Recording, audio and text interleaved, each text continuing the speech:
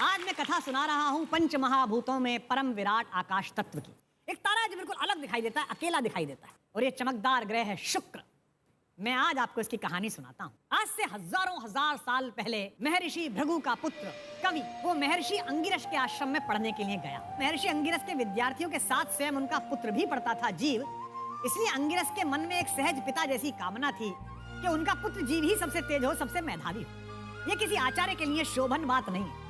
जीव बहुत मेधावी था, बहुत प्रतिभाशाली था, पर अपने मित्र कवि की तुलना में थोड़ा सा कम था। एक दिन गुरुजी ने सोचा कि इन दोनों बच्चों की परीक्षा ली जाए, एक पुत्र एक शिष्य, एक पर लाड़ एक उनका मान। उन्होंने कवि और जीव को सामने बिठाया और कहा कि ये कुछ प्रश्न मैं तुम्हारे सामने रखा हूं, बच्चे एक एक करके उत्तर दो। उन्होंने पूछा, पवन से भी तेज गति किसकी है?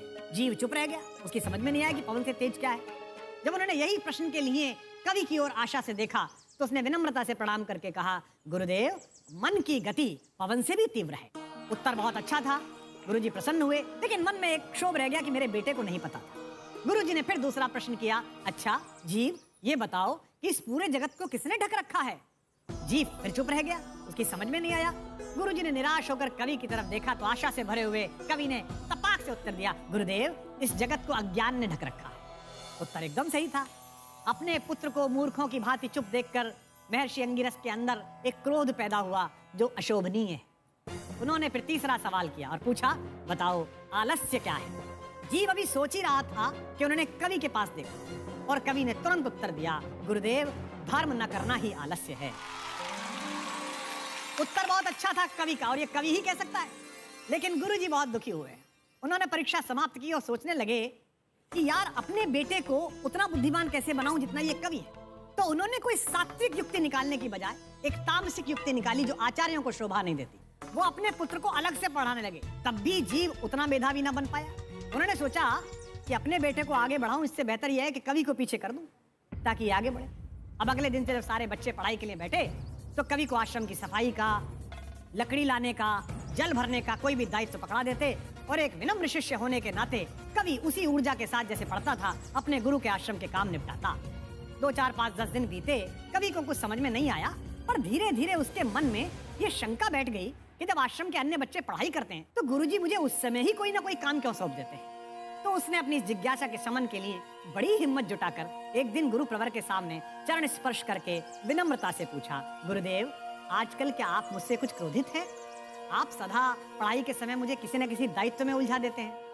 प्रश्न पूरा नहीं हुआ था कि गुरु अंगिरस गुस्से से भड़क गए, क्योंकि चोर तो अंदर था। उन्होंने लगभग चिल्लाते हुए पूरे आश्रम के सामने कहा कि मूर्ख बालक, गुरु पर शंका करता है, गुरु पर पक्षपात का आरोप लगाता है, इसी क्षण मेरे आश्रम से निकल जा।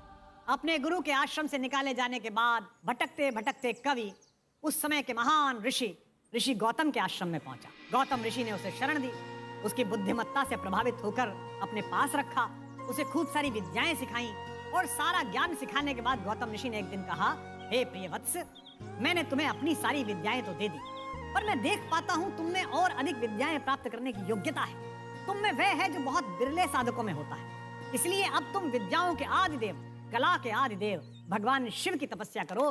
अब इस पृथ्वी पर तो कोई आचार्य बचा नहीं, शंकर ही तुम्हें कुछ विद्या दे सकते हैं। कवि ने इसे आशीर्वाद समझकर भगवान शिव की तपस्या प्रारंभ की।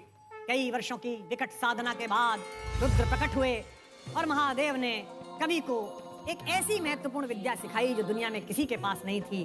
उसका नाम था मृत संजीवनी विद्या। मृत संजीवनी एक ऐसी विद्या है जिसके द्वारा मरे हुए व्यक्ति को भी जीवित किया जा सकता है। जब कवि को यह विद्या प्राप्त हुई तब तक वो असुरों का गुरु बन चुका था। कितना मुश्किल काम। अब जैसे ही असुरों ने हर ओर आतंक मचाना शुरू किया, क्योंकि उनको पता था कि उनका गुरु तो जिंदा कर देता है, मरे हुए ले जाओ जिंदा कर देता है, असुरों ने देवताओं को पराजित करके तीनों लोकों पर अधिकार कर लिया। अब बेचारे देवता भागकर कैलाश पर्वत पहुंचे, वहां रहने लगे। फिर एक दिन एक असुर ने सोचा कि कैलाश ही क्यों बचे।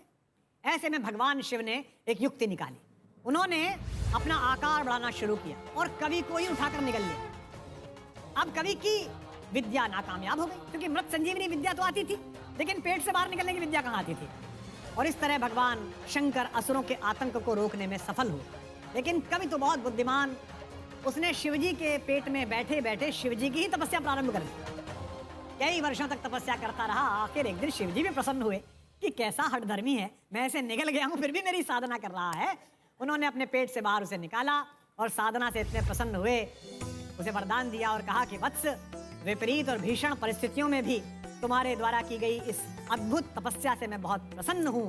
आज से तुम पृथ्वी पर केवल इस छोटे से नाम कवि के नाम से नहीं जाने जाओगे, आज से तुम्हारा नाम इस ब्रह्मांड में शुक्राचार्य कहलाएगा और तुम नवग्रहों में स्थान पाओगे। इस कथा का सबसे बड़ा संदेश यह है, यदि आप में योग्यता है, यदि आप में प्रतिभा है, तो पूरी दुनिया एक ना एक दिन उसका सम्मान करेगी ही। चाहे अंगिरस जैसा कोई भी गुरु षड्यंत्र करके आपकी प्रतिभा को कितना भी रोके, अगर आपको खुद पर भरोसा है और खुद के प्रति ईमानदार हैं, तो विपरीत परिस्थितियां भी आपका कोई नुकसान नहीं कर पाएंगी।